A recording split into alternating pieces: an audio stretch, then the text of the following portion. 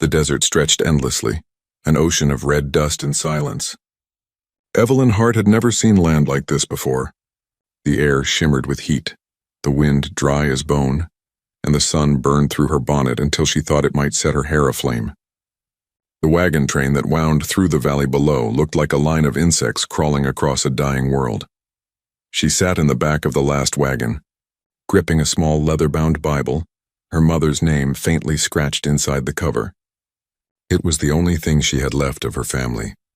The rest, her father, her brothers, had been taken by war and disease long before this journey west.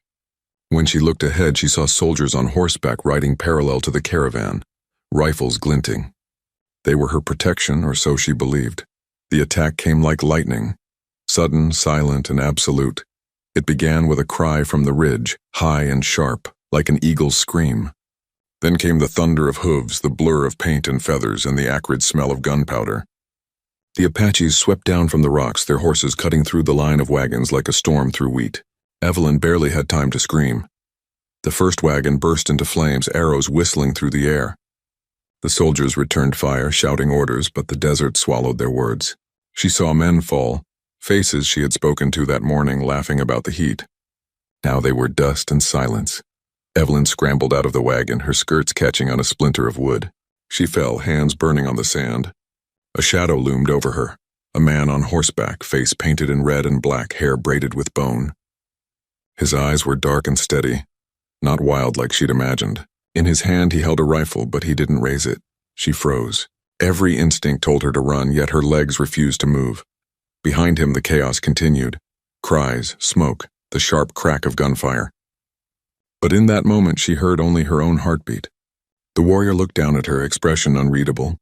She could see that his left cheek bore a scar, running from ear to jaw, and though his body spoke of strength, his eyes held something else, something almost weary. A soldier lunged from behind, gun aimed at the Apache's back. The warrior turned with the speed of a hawk, knocking the man to the ground. A single strike of his knife ended the struggle. Evelyn gasped, stumbling backward, the hem of her dress stained crimson. When she looked up again, the Apache had dismounted and stood before her. He reached out, not roughly, but firmly, and caught her wrist. "Move," he said in accented English. The word startled her as much as his grip. She hadn't expected him to speak her language. He pulled her toward one of the waiting horses, and before she could resist, he lifted her effortlessly onto the saddle. She tried to fight him, striking at his arm, but he only tightened his hold. "Stop," he said, "or die here." Something in his tone, flat, certain, cut through her panic. She went still.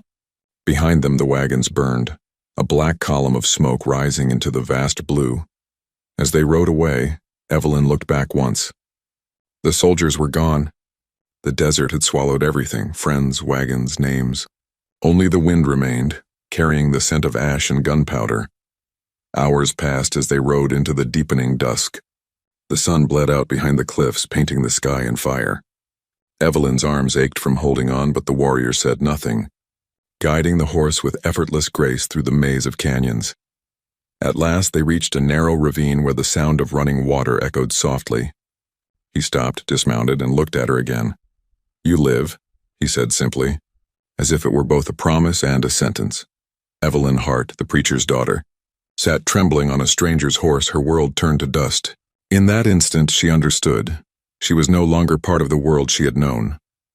Whatever came next would be written in the language of survival, and the eyes of the man who had captured her. The night came cold and sharp. The desert, which had burned her skin all day, now bit through her dress like a blade of ice. Evelyn sat close to a small fire that popped and hissed, throwing sparks into the darkness. Around her, shadows moved. Men and women of the Apache camp, their faces half lit, their eyes flicking toward her with suspicion. She could not understand their words, but she understood their tone. She was not welcome here. Her captor, Taza, she had heard one of them call him, stood apart from the others, speaking in low, commanding tones to an older man draped in a blanket of white deer hide. The elder's hair was long and silver, his expression carved by both wisdom and sorrow. He looked at Evelyn once, his gaze deep as stone, then turned back to Taza. Their conversation grew sharp.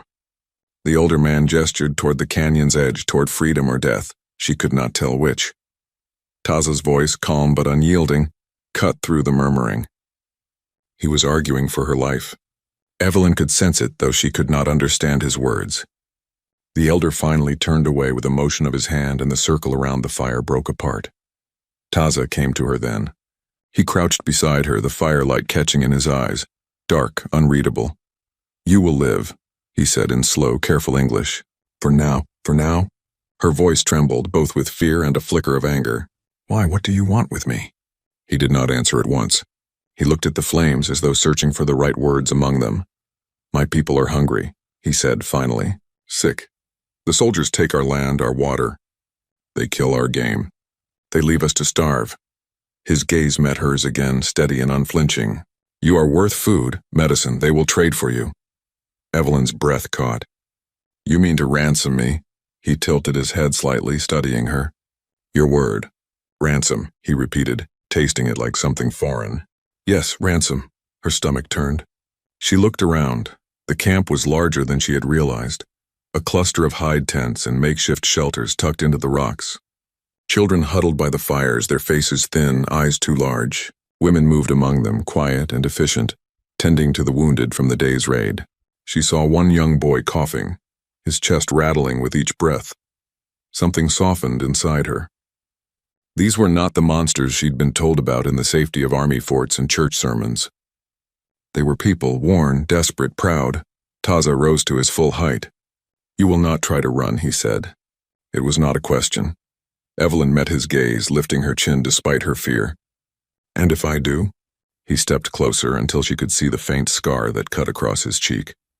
His voice was quiet, but the weight of it pressed against her like iron. "Then you die," he said. Quickly. She swallowed hard but did not look away. "And if I stay?" He hesitated. Something flickered in his eyes, an emotion she could not name. Respect, perhaps, or pity. "Then you live," he said at last. With that, he turned and walked away, his shadow melting into the night. Evelyn sat motionless, staring into the fire until her vision blurred. The flames seemed to whisper to her, soft, strange sounds that mingled with the far-off howl of a coyote. She thought of home, of the wooden church in Missouri where her father had once preached about heaven's mercy. Here, in the raw silence of the desert, she wasn't sure heaven could hear her at all. When she finally lay down on the cold ground, sleep did not come easily. Every sound, the crack of firewood, the rustle of wind through brush, felt like a warning. But beneath it all, she could still hear the echo of Taza's voice. "You will live. For now." It was a promise she did not trust, yet clung to anyway, because in this strange, hostile world, even a fragile promise was something like hope. The fire burned low, its orange glow barely touching the edges of the canyon walls. Evelyn sat near its warmth, her wrists bound loosely with a strip of hide. Around her, the Apache camp murmured in quiet rhythm, men sharpening knives, women mending hides. The distant cry of a night bird carried on the wind. The sounds were foreign, yet strangely steady, like the pulse of an old world she had only just begun to glimpse. Taza sat across from her, tending to a blade by firelight. His hands were steady, movements deliberate. The weapon's edge gleamed with a cold beauty that made her throat tighten.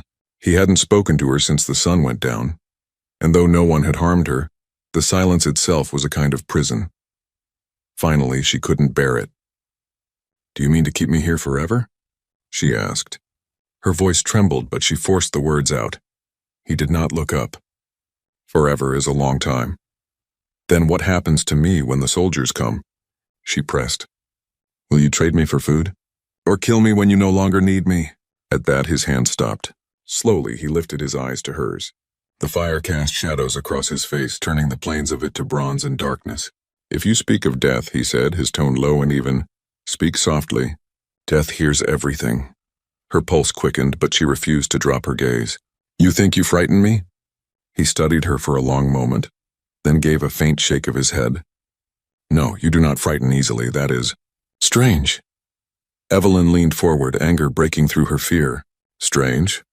I've lost everything.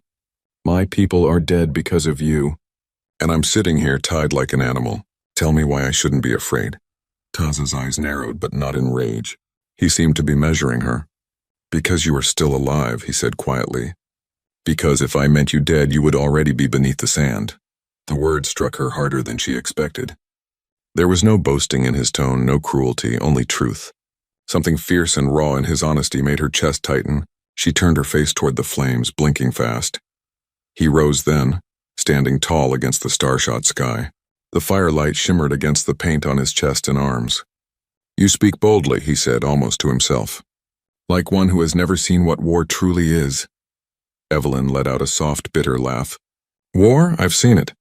The Union took my father. The fever took my brothers, and men with guns took the rest. I've seen enough war for one lifetime." He looked at her then, not as a prisoner, but as a mirror of something he understood. The silence stretched between them, taut as a bowstring. When he finally spoke, his voice was quieter. "Then you know what it makes of people. I have seen my brother kill our own. I have seen the white men burn our water and bury our dead in stone." His hand clenched briefly at his side. "Do not ask again if I will kill you. Death already walks beside us both." Something in her, a small trembling defiance, rose up then. The fear, the exhaustion, the weight of loss all pressed together into a single reckless thought. "Then if you're going to kill me," she whispered, meeting his gaze steadily, "kiss me first." The night seemed to stop breathing. The flames hissed softly, throwing sparks into the air. Taza stared at her, unmoving. For a heartbeat, his face was unreadable. Then, without a word, he stepped closer. The space between them vanished. His hand came up, not roughly but with unshakable control, resting against her jaw. His skin was warm, his breath steady. Evelyn's pulse thundered in her ears.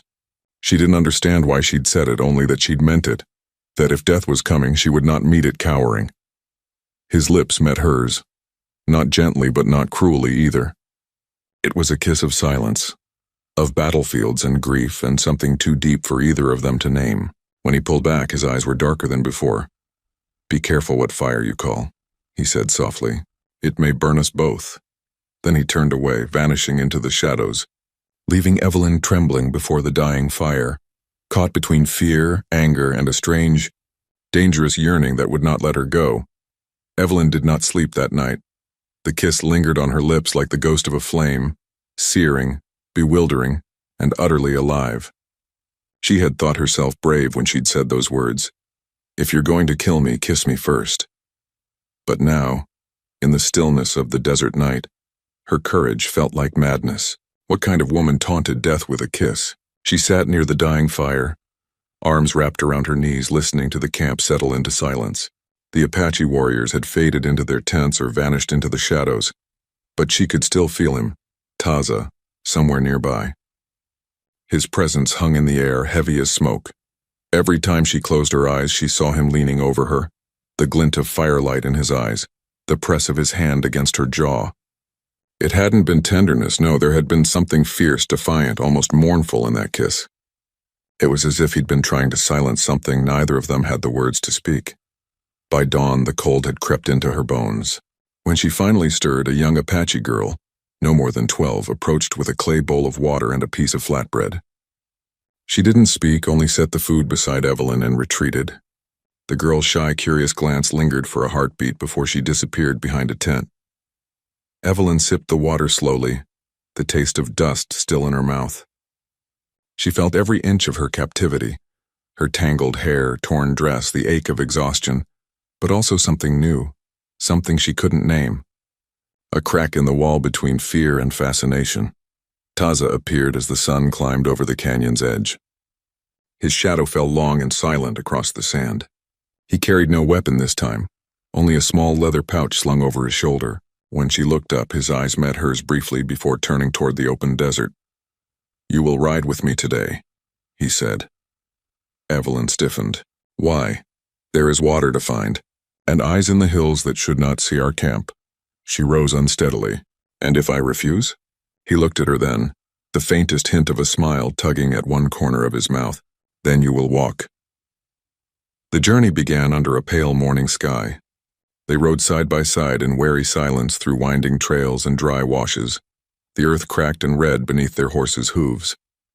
Evelyn's wrists were no longer bound, but the freedom felt hollow, an illusion held together by Taza's quiet vigilance. After hours of riding, they stopped near a cluster of rocks where a thin stream whispered from beneath the stone. Taza knelt, filling a skin with water, his movements deliberate and graceful. Evelyn watched him, the desert wind tugging at her hair. Finally, she spoke. Why didn't you kill me that night? He didn't look up. Because I am not a killer of women. But you've killed, she said softly.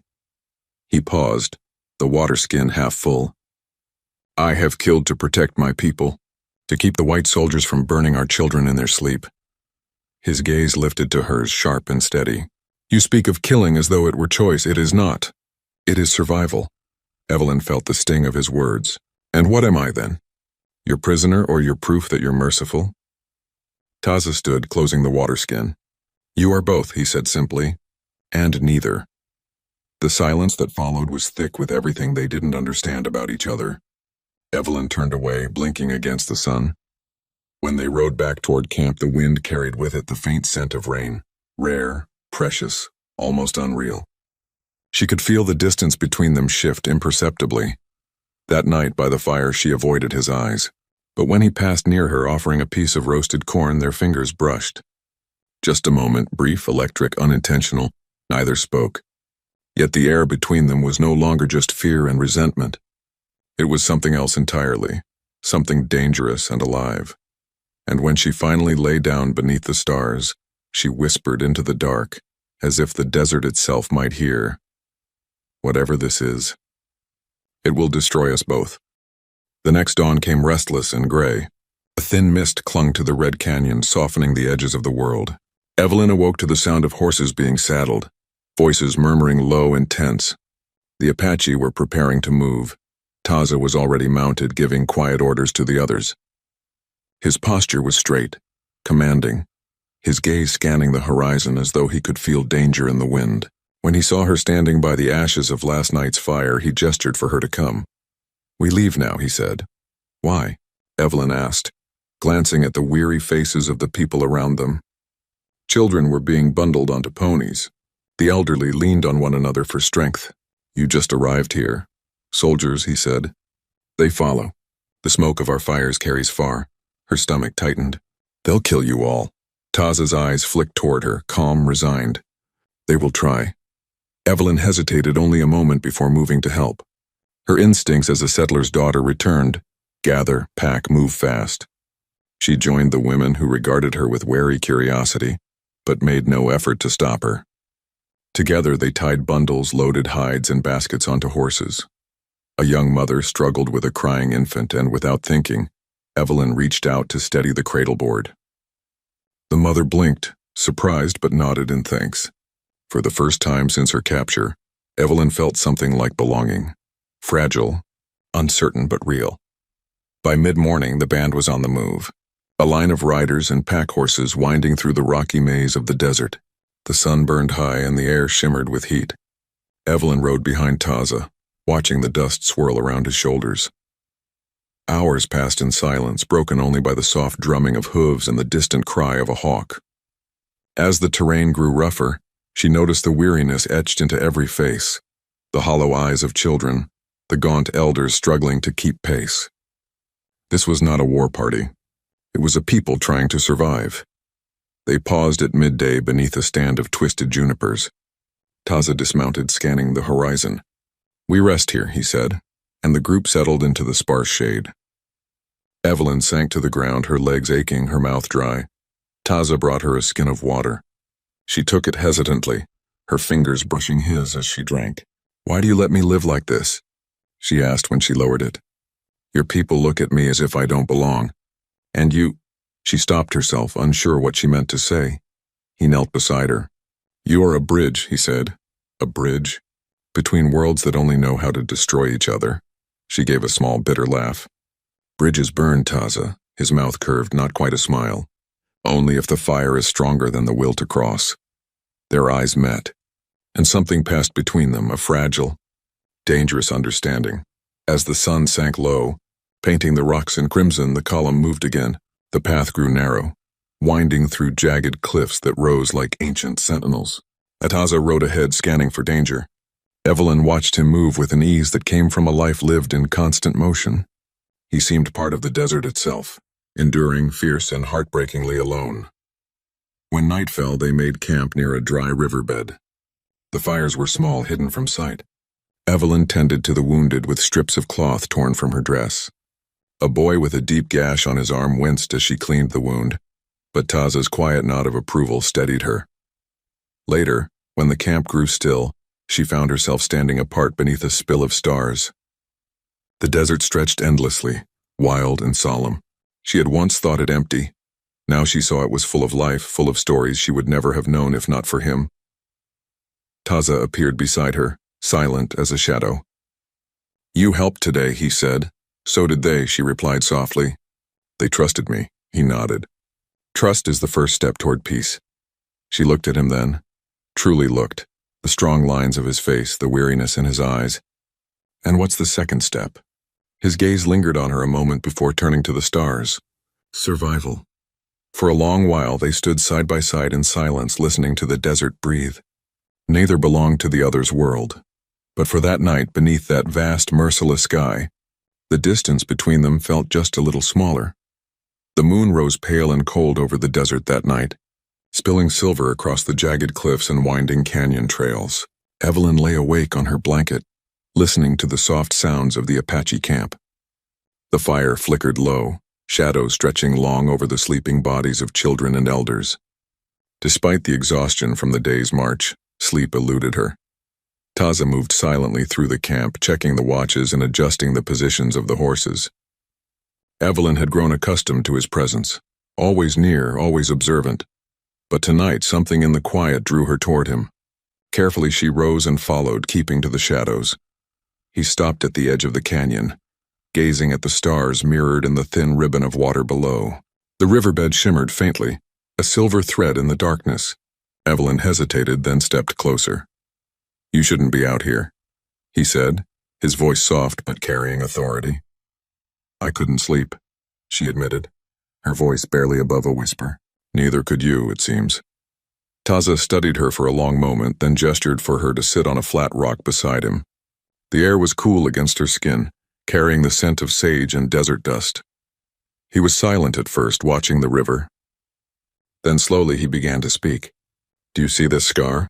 He pulled back the sleeve of his shirt, revealing a deep, jagged line running from his chest to his shoulder.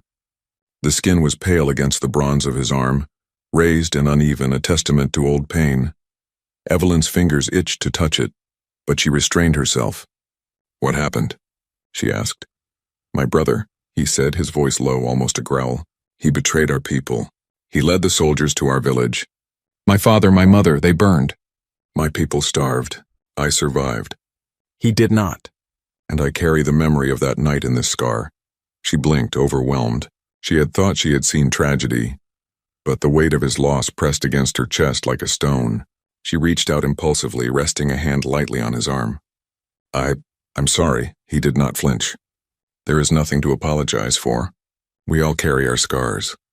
The silence that followed was thick yet comforting in its honesty. Evelyn realized that beneath the warrior's fierce exterior was a man shaped by grief, by responsibility, by battles she could scarcely imagine. He had fought not for glory, not for pride, but for survival, for the survival of his people. "Do you hate all white men?" she asked cautiously. He shook his head. "No, I hate the violence that comes with them. That is all. You are not them." His gaze met hers, dark and steady. "And you do not lie about your fear." Evelyn's lips pressed together. She wanted to tell him she had not meant her words the night of the kiss, that they had been defiance, not desire. But the truth was more complicated. Fear and fascination, danger and longing, they had fused into something she could not untangle. Taza's eyes softened slightly, and he leaned back against the rock. "The desert teaches you many things," he said quietly. "It teaches who you are. It teaches who you can trust. And it teaches that even in silence, some truths will find a way to speak." Evelyn swallowed hard. "And what truths speak to you, Taza?" He did not answer immediately. Instead, he stared at the river, letting the moonlight trace the planes of his face. Finally, he said, "That life is fragile, that loyalty is sacred, and that sometimes even a stranger can touch your heart." Her pulse quickened, but she remained still. A wind stirred the canyon, rustling the leaves of the juniper trees. For a moment, the world felt suspended between danger and beauty, between fear and something infinitely more human. Evelyn realized that she had begun to see him not as a captor, but as a man whose scars mirrored her own, though they had been carved by different battles.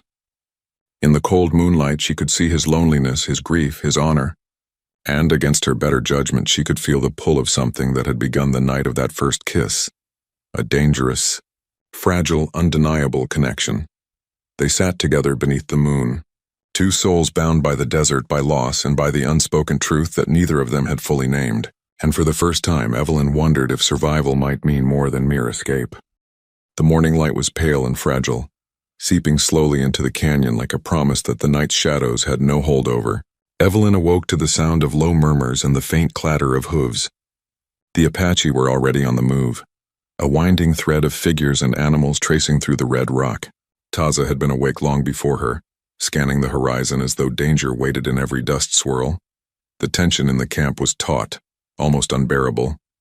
Rumors of soldiers closing in had spread among the warriors, and even the children sensed the unease. Evelyn felt her chest tighten with a mixture of fear and determination. She had grown accustomed to the rhythm of survival here, to the sharp edges of this world, but today felt different. Something in the wind told her that a choice would come, one she could not evade. Taza approached her as she mounted her horse, his eyes steady on hers. "They will find us soon," he said, voice low but firm. "You will have a chance to leave." Evelyn's heart lurched. "Leave?" she echoed, fear and hope mingling in her chest. "And if I do?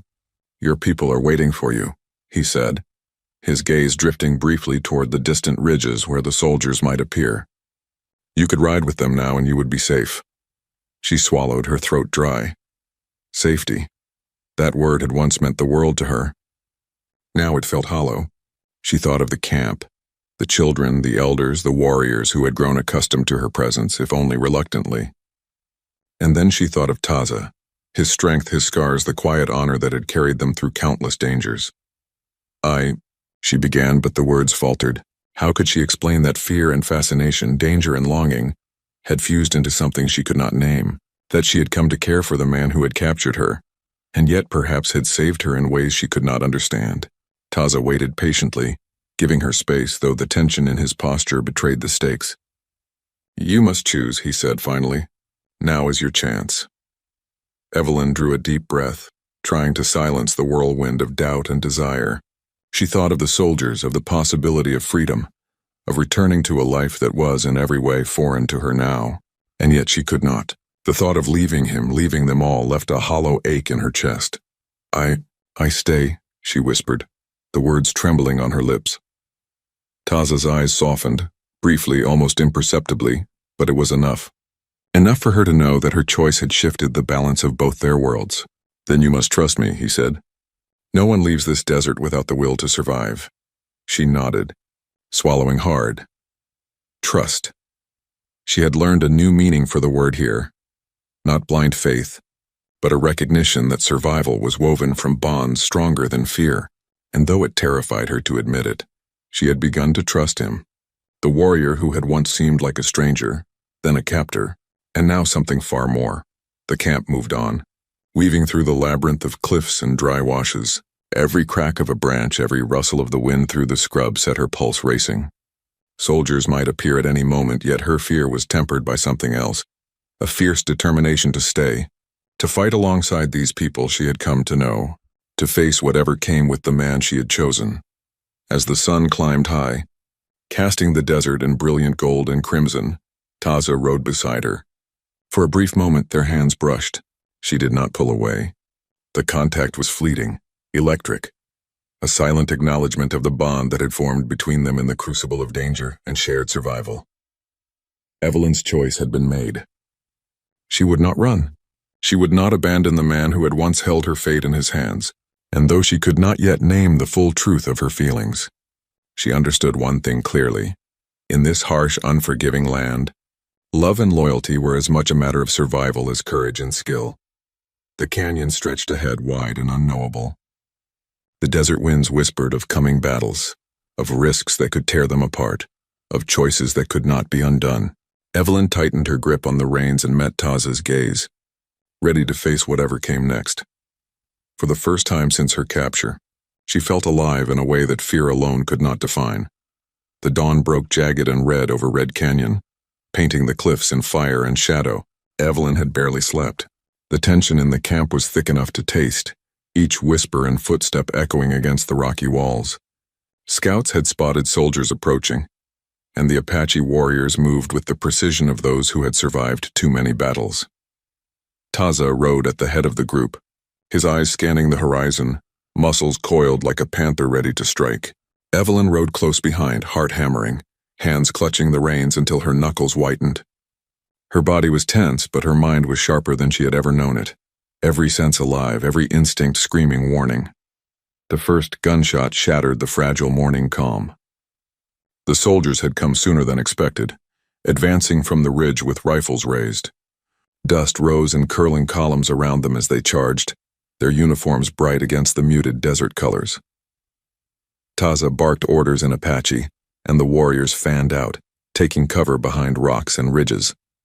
Evelyn's horse stumbled, throwing her forward, but she caught herself, her body moving on instinct. She realized in that instant how deeply she had learned to survive alongside these people. The battle erupted with brutal chaos. Bullets tore through the air, kicking up sand and rock. Warriors screamed war cries and the soldiers returned fire, their voices harsh and unforgiving. Evelyn ducked behind a boulder, watching as Taza leapt from cover to cover, his rifle striking true. His movements fluid and deadly, she couldn't look away, even as a soldier advanced toward the children hiding near the camp's edge. Without thinking, she grabbed a fallen branch, swung and knocked the man off balance long enough for Taza to intercept him. The warrior moved like lightning, disarming the soldier and driving him back.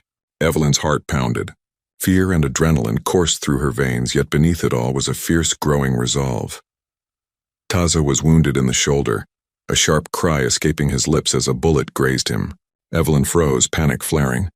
Without hesitating, she ran to him, her dress catching on rocks, dust coating her skin. She pressed her hands against the wound, applying pressure. "Stay still," she urged, her voice trembling. "You'll be fine. You have to be." He shook his head slightly, wincing. "No time. You must—" "I won't leave you," she said, cutting him off. "Not now, not ever." The battle raged around them. Smoke curled through the canyon, mixing with the acrid scent of gunpowder and blood. Warriors fell, soldiers fell, and through it all, Evelyn worked with the desperate skill she had learned, binding wounds, moving the injured to cover, offering water when hands shook too much to hold it. At last, as the sun climbed higher, the soldiers began to retreat, their lines breaking under the relentless defense of the Apache. The canyon grew quiet, save for the ragged breathing of the survivors and the occasional groan of the wounded. Evelyn sank to the ground beside Taza, brushing dust and blood from his face. "You," he gasped, gripping her wrist. "You risked yourself." "I couldn't let them take you," she said softly. "I couldn't let anyone take you." His gaze held hers, dark and intense, and for a moment the world outside the canyon, the soldiers, the desert, the endless violence, seemed to disappear. All that remained was the bond forged in fire and fear, in defiance and survival. "You have kissed death itself," he murmured, a faint trace of a smile breaking through the pain. Evelyn shivered, not from the chill of the canyon but from the truth in his words. She had faced death alongside him, and in doing so, she had found the courage to embrace a connection that was far more dangerous and far more alive than anything she had known before. The battle was over, but the desert had not finished testing them. Blood and dust clung to their skin, and the canyon seemed to watch silently, waiting for the next challenge. Yet in that fleeting calm, Evelyn and Taza allowed themselves a single truth. Whatever came next, they would face it together. The canyon was quiet in the aftermath of the battle, but the air was heavy with smoke, sweat, and the scent of scorched earth. The Apache warriors moved slowly among the wounded, checking each child, elder and fighter with meticulous care. Evelyn had not left Taza's side since the fight had ended. His shoulder was wrapped, the wound tending to slow the bleeding, but his grimace lingered with each movement. The soldiers had retreated, their threat temporarily broken, but Evelyn knew the danger was not gone. Even as she helped a boy who had been scraped by falling debris, she could feel the eyes of men she would never see bearing down on the camp, soldiers looking for retribution, for revenge, for the captured girl who had survived the desert alongside warriors who refused to die. Taza mounted his horse and rode slowly along the perimeter, his dark eyes sweeping the horizon. He returned to her side, voice low, almost unreadable. "You must leave, Evelyn. The army will return and they will not show mercy." Her heart clenched. "And you? Your people? Your home?" He shook his head. "We will survive. But you—" He looked at her with a mix of warning and longing. "You have a chance to return to your world." Evelyn's hands tightened on the reins. The soldier's threat was real, yet a different fear gnawed at her. Leaving him. Leaving the desert that had shaped her in ways she had never expected. She looked at Taza, at the scarred man who had once held her life in his hands, now standing as both protector and companion, and she knew she could not walk away. "I will not leave," she said firmly, her voice steady despite the tremor in her chest. He studied her for a long moment, eyes dark and unreadable. Then slowly he nodded. "Then you are mine to protect," he said, almost as if he were claiming her for both safety and defiance. The days that followed were tense, a delicate dance of survival. The Apache moved deeper into the desert, beyond the reach of soldiers, into hidden canyons and secret waterholes. Evelyn learned their ways, tracking, hunting, gathering. She tended the sick and wounded, mended clothes, and spoke what little Apache she had learned. The tribe began to accept her, wary but respectful. Even Taza's attitude shifted subtly. He no longer spoke to her solely as a captor or protector. Their conversations carried an unspoken understanding, a bond forged in danger and endurance. When he touched her hand, it was no longer a command, it was acknowledgement. When he shared stories of his brother and his past, it was no longer guarded, it was trust. Years later, legends would whisper of a white woman who rode with the Apaches, who knew the desert as only the people of the land could know it. Some would say she had died among them, lost to the sands. Others would claim she had lived, becoming one with the canyon and the warrior who had once captured her. Evelyn and Taza lived among the tribe, their bond unspoken but undeniable, a bridge between worlds that otherwise could not touch. She carried memories of her past, but the desert shaped her, tempered her, and made her whole in ways her old life never could. The canyon winds often carried the echoes of the past, whispers of battles, of cries and laughter, of moments when life and death had danced together, and sometimes when the night was still and the fire flickered low, the soft, daring words she had once spoken returned to her lips. "If you're going to kill me, kiss me first." The words had been a challenge, a defiance, a spark. They had sparked a fire neither of them could have foreseen, a bond that endured beyond fear, beyond danger, beyond life itself. And though the world would call it legend, to Evelyn and Taza it was simply the truth of survival, love, and the quiet, relentless courage of the human heart. The desert, unchanging and eternal, held them both in its red, endless embrace. The desert was quiet that evening, as if holding its breath. The sun had dipped behind the cliffs, leaving the canyon bathed in violet and gold. The wind whispered over the rocks, carrying the scent of sage and dust. Evelyn stood near the edge of a high plateau, her hair catching the last light, her eyes fixed on the endless expanse of red sand and jagged cliffs. Taza approached silently, as he always did, his shadow long across the rocks. His face was calm, but Evelyn could see the faint lines of age and exhaustion etched around his eyes. Scars not of battle, but of responsibility, survival and love she could never have imagined. "You look far away," he said quietly, stopping beside her. "I'm thinking," she replied, her voice soft, "of the past, of the battles, of everything we've survived." He said nothing at first. Instead, he looked at her, really looked, as if seeing her for the first time since the desert had swallowed their old lives. The silence between them carried weight, years of fear, of danger, of stolen moments, and of shared truths. Finally, he spoke. "We are still here," he said. "After all they said, after all that has tried to break us, we are still here." Evelyn turned to him. "I never thought I would survive this place. Not like this. And yet," her voice faltered, "I would not trade it. Not the people, not the desert, not you." His hand reached for hers. She did not flinch.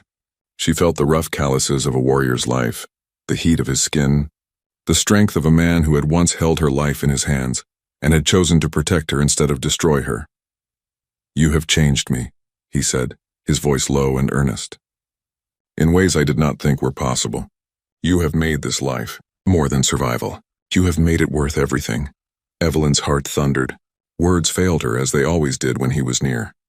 All she could do was lean closer, close the distance that the years and dangers had allowed but never erased. And then, in the quiet of the desert, under a sky so vast it seemed to swallow the world, she kissed him. It was not the reckless kiss of defiance from the night of her capture. This was a kiss tempered by fire and blood, by loss and survival, by trust and devotion. It was a kiss that spoke of years of hardships endured together, of battles faced, of loyalty and love that neither had expected, but both had nurtured in the shadows of the canyon. When they pulled back, Taza's eyes glimmered with emotion, a rare vulnerability, a hint of wonder and a quiet awe at the woman who had refused to bow, who had chosen to stay and who had become part of this land and its people. "Then we are alive," he whispered. "And this," he gestured to the desert stretching endlessly around them, to the firelight still flickering in the distant camp, to the silence that held all their memories. "This is ours." Evelyn smiled, resting her forehead against his. "Ours," she echoed. The wind carried their words across the canyon, through the rocks and the shadows, as if the desert itself had heard their vow. The past, the battles, the soldiers, the fear, had faded into legend, leaving only the truth of their survival. Long after, when travelers would speak of the Red Canyon and the pale desert moon, whispers of a white woman and a scarred warrior would mingle with the wind. Some would call it myth, others a legend, but Evelyn and Taza knew it was far more simple. A life shared, a bond forged in fire, and a love that had begun with the bravest words she had ever spoken. "If you're going to kill me, kiss me first," she had said. And now, the last kiss sealed their story. Not as captor and captive, not as strangers, but as two souls who had faced death and desert together, who had discovered in each other the strength to survive and the courage to love. The desert held them in its red, eternal embrace, and for the first time in years, Evelyn felt completely, utterly alive.